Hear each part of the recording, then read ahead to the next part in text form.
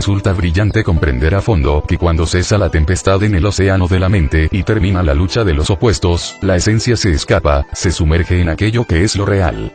Lo dificultoso, laborioso, arduo y penoso, es lograr silencio mental absoluto en todos y cada uno de los 49 departamentos subconscientes de la mente. Alcanzar, obtener quietud y silencio en el mero nivel superficial intelectual o en unos cuantos departamentos subconscientes, no es suficiente porque la esencia continúa enfrascada entre el dualismo sumergido, infraconsciente e inconsciente. Mente en blanco es algo demasiado superficial, hueco e intelectual. Necesitamos reflexión serena si es que de verdad queremos lograr la quietud y el silencio absoluto de la mente. La palabra china Mo significa silencioso o sereno. Chao significa reflexionar u observar. Mo Chao, por lo tanto, puede traducirse por reflexión serena u observación serena. Empero resulta claro comprender que en gnosticismo puro los términos serenidad, reflexión, tienen acepciones mucho más profundas y por ende deben comprenderse dentro de sus connotaciones especiales. El sentido de sereno trasciende a eso que normalmente se entiende por calma o tranquilidad, implica un estado superlativo que está en este mundo senciente, más allá de los razonamientos, deseos, contradicciones y palabras. Designa una situación fuera del mundanal bullicio. El sentido de reflexión a sí mismo, está más allá de eso que siempre se entiende por contemplación de un problema e idea. No implica aquí actividad mental o pensamiento contemplativo, sino una especie de conciencia objetiva, clara y reflejante, siempre iluminada en su propia experiencia. Por lo tanto, sereno es aquí la serenidad del no pensamiento y reflexión significa conciencia intensa y clara. Reflexión serena es la clara conciencia en la tranquilidad del no pensamiento. Cuando reina la serenidad perfecta, se logra la verdadera iluminación profunda. Capítulo 18. El deforme gigante Polifemo. Recordad, hombres y dioses, aquella tierra maldita donde antes habitara inmundo el deforme gigante Polifemo, acompañado siempre por un centenar de hermanos suyos, iguales a él en crueldad y en monstruosa estatura. Ulises, el astuto guerrero destructor de ciudades, acompañado por su gente, se refugió en la cueva del ogro y este, sin respetar hospitalidad alguna, comenzó a devorarse a todos los huéspedes. Empero el sagaz guerrero, hábil, mañoso y agudo en toda clase de engaños, consiguió embriagar con delicioso vino a aquel descomunal gigante harto de humana carne. Dormía el monstruo de espaldas en el suelo, junto al hogar, y vomitaba vino mezclado con piltrafas de carne de los que había sacrificado inhumanamente. Oportunidad nada despreciable para un guerrero metido en la boca del lobo, y es claro que el rey de Ítaca, Ulises, supo sacar buen partido de ella. Cuenta la leyenda de los siglos que el astuto guerrero, taimado y artero cual ninguno, cogió una estaca de aguda punta endurecida al fuego y la clavó sin consideración alguna en el ojo frontal del coloso, huyendo después precipitadamente lejos de aquella caverna. Eneas, el ínclito varón troyano, pudo verificar la realidad de esta historia, cuando navegaba rumbo a la tierra del Lacio. Desembarcó con su gente en aquella tierra inhóspita, escuchó el relato de labios de Aqueménides y vio comparecer a Polifemo por entre sus rebaños y se dirigió hacia el mar por la parte en que había un alto acantilado. Poseídos de pánico los troyanos, se embarcaron con sigilo llevándose a Aqueménides y cortaron las amarras. El gigante sintió el batir de los remos y aunque no pensó en perseguir a los navegantes, clamó con gran voz como cuando un león ruge y 100 titanes aparecieron semejantes en estatura a los altos cedros o a los pinos que adornan el bosque sagrado de Diana. Estos son, pues, los gigantes de la antigüedad, los giborimanteipos diluvianos de la Biblia. Vengan a mi memoria las 5 estatuas de Banyan redescubiertas por el famoso viajero chino Yuan-Tsang. La más grande representa la primera raza humana cuyo cuerno protoplasmático, semietérico, semifísico, está así conmemorado en la dura piedra imperecedera, para instrucción de las generaciones futuras, pues de otro modo su recuerdo no hubiera jamás sobrevivido al diluvio atlántico. La segunda, de 120 pies de alto, representa con entera claridad al nacido del sudor, la raza hiperbórea. La tercera mide 60 pies e inmortaliza sabiamente a la raza Lemur que habitó en el continente Murolemuria situado en el Océano Pacífico. Sus últimos descendientes se hallan representados en las famosas estatuas encontradas en la isla de Pascua. La cuarta raza representada por la correspondiente estatua, vivió en el continente Atlante situado en el Océano Atlántico y fue aún más pequeña aunque gigantesca en comparación con nuestra actual quinta raza. La última de estas 5 imágenes resulta siendo un poco más alta que el término medio de los hombres altos de nuestra raza actual. Es obvio que esa estatua personifica a la humanidad aria que habita en los continentes actuales. Existen por ahí en todos los rincones del mundo, ruinas ciclópeas y piedras colosales como testimonio viviente de los gigantes. En los antiguos tiempos, existieron gigantescas piedras que andaban, hablaban, pronunciaban oráculos y hasta cantaban. La piedra de Cristo, la roca espiritual que seguía a Israel, escrito está que se convirtió en Júpiter lápiz devorado por su padre Saturno bajo la forma de un pedernal. Si no hubieran existido gigantes que moviesen rocas tan colosales, jamás hubieran tenido realidad un Stonehenge, un Karnak, Bretaña, y otras semejantes construcciones ciclópeas.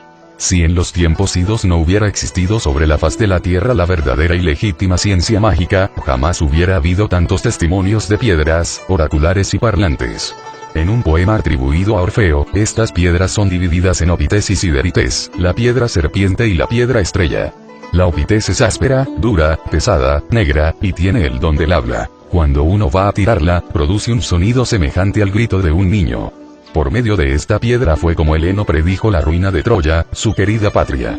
Antiquísimos documentos sagrados afirman que Eusebio jamás en la vida se separaba de sus opites y que recibía oráculos de ellas, proferidos por una vocecita que se parecía a un tenue silbido, el mismo que escuchó Elías o Elijah después del terremoto en la boca de la cueva. La famosa piedra de Westminster era llamada Liafail, la piedra parlante, y solo elevaba su voz para nombrar al rey que debía ser elegido.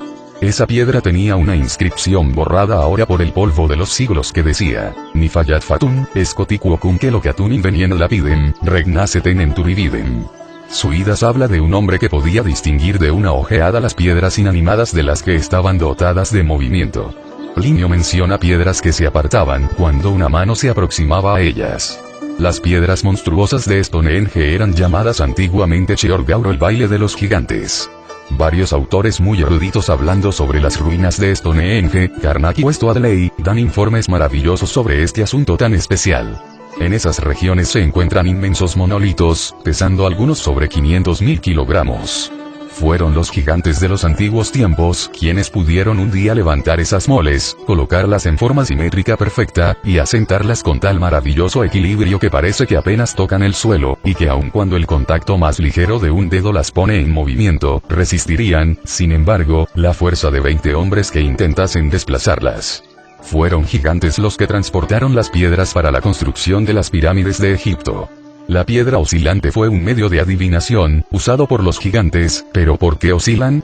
Las más enormes de ellas son, evidentemente, reliquias de los atlantes. Las más pequeñas, son las rocas de Brimam, con piedras giratorias en su cúspide, son copias de los litoi más antiguos. Capítulo 19. Runabar hablando en lengua de oro, en el oro purísimo del divino lenguaje, descubrimos con asombro místico que Var en sirio significa hijo. Varón en sí mismo se descompone en dos sílabas sagradas varón. Tradúzcase inteligentemente como hijo de la tierra. Cristo el Logos solar es algo mucho más hondo. En lengua aramea es Varam, el hijo del hombre. Ciertamente el Christos o Crestos cósmico y triunfante no es Jesús, mas estuvo en él encarnado. Tampoco es el Buda, pero floreció en sus labios fecundos hecho verbo. No fue Moisés, mas resplandeció en su faz en el monte Nebo. No fue Hermes y vivió en él incorporado. El Señor está desprovisto de individualidad. Al que sabe la palabra de poder, nadie la pronunció, nadie la pronunciará, sino solamente aquel que lo tiene encarnado.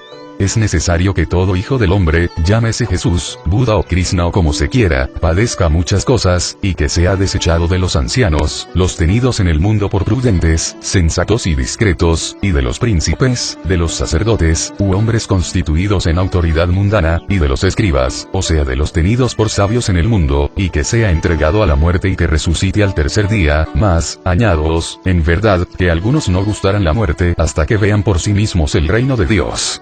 Quien desee venir en pos de mí, niéguese a sí mismo, disuelva el yo, tome día tras día su cruz y sígame. Porque el que quiere salvar su alma, el egocentrista, la perderá, y el que por amor a mí quiera perder su alma, es decir, el que quiera morir en sí mismo, ese la salvará. Porque, ¿qué aprovecha a un hombre el granjearse todo lo del mundo, si se daña y pierde a sí mismo? Pues quien se afrentase de mí y de mis palabras, se afrentará del Hijo del Hombre, cuando viniese con toda su majestad y la del Padre, y de sus santos ángeles. Al estudiar la gramática cósmica podemos verificar por sí mismos que existe una íntima relación entre las runas Tir o Tir y Var. Tir corresponde esotéricamente al signo zodiacal de Piscis. Var resplandece abrasadoramente en la brillante constelación de Aries. Esto nos recuerda la oculta relación existente entre el agua y el fuego, la muerte y la vida. Si colocamos ante la sagrada sílaba Arunave, queremos con ello indicar, señalar, la necesidad de traer el sol a la tierra. Ar-Barman es el nombre primitivo de Abraham. Encarnar a Cristo en y dentro de uno mismo es lo vital, lo cardinal, lo fundamental, para convertirse uno en hijo del hombre. Solo así tenemos pleno derecho a ingresar a la orden de Melquisedec. Resulta oportuno recordarle al Hijo de la Tierra, a los moradores del mundo, a la raza lunar, que así como el agua puso fin a la historia antigua, así también el fuego destruirá muy pronto todo aquello que tenga vida. Pai. Pai. Pai. De los moradores de la tierra, Pai. De esta raza perversa de Adán. El día del Señor vendrá como ladrón en la noche, en el cual los cielos pasarán con gran estruendo, y los elementos ardiendo serán deshechos, y la tierra y las obras que en ella hay serán quemadas. Es bueno que sepan los hijos de la tierra que la raza solar mora en esas tierras milanuchescas de Ginas. Es urgente, indispensable, necesario, convertirnos realmente en reyes y sacerdotes de la naturaleza según el orden de Melquisedec. Solo así podremos ser salvos. Entre las múltiples facetas inquietantes de la vida, podemos y debemos afirmar claramente que existe a nuestro lado mismo, una humanidad que nos es invisible por nuestros pecados y abusos sexuales.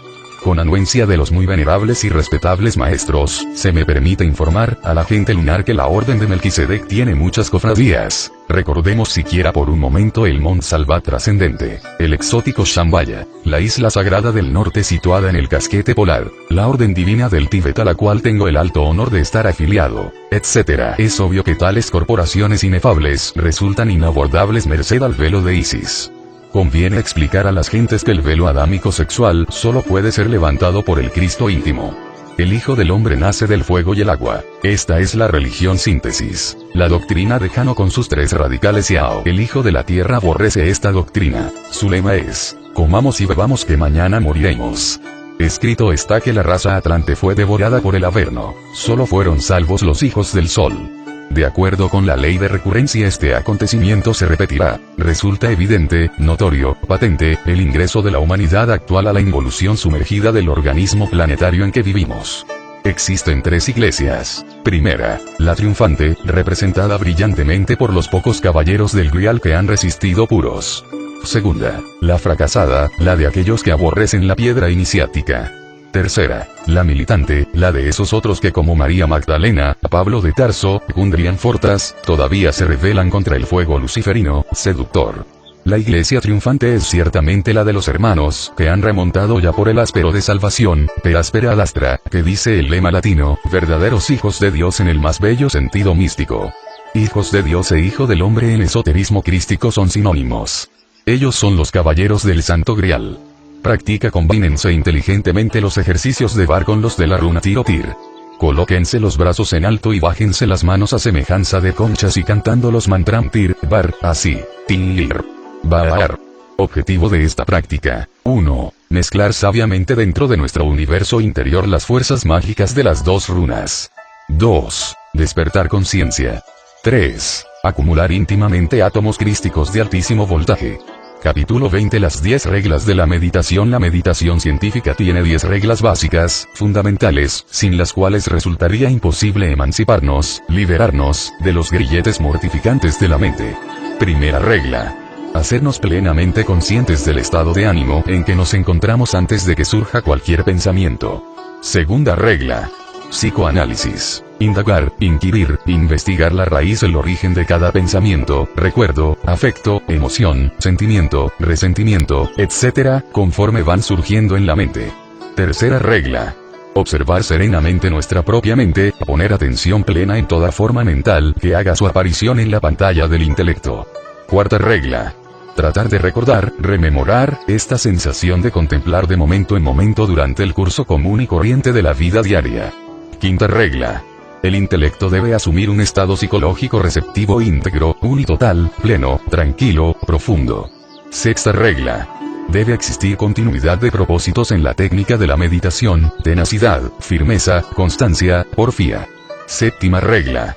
Resulta agradable, interesante, asistir cada vez que se pueda a las salas de meditación, lumiciales gnósticos. Octava regla. Es perentorio, apremiante, necesario, convertirnos en vigías de nuestra propia mente, durante cualquier actividad agitada, revuelta, detenernos siquiera por un instante para observarla. Novena regla. Es imprescindible, necesario, practicar siempre con los ojos físicos cerrados a fin de evitar las percepciones sensoriales externas. Décima regla. Relajación absoluta de todo el cuerpo y sabia combinación de meditación y sueño. Querido lector, ha llegado el momento de aquilatar, analizar juiciosamente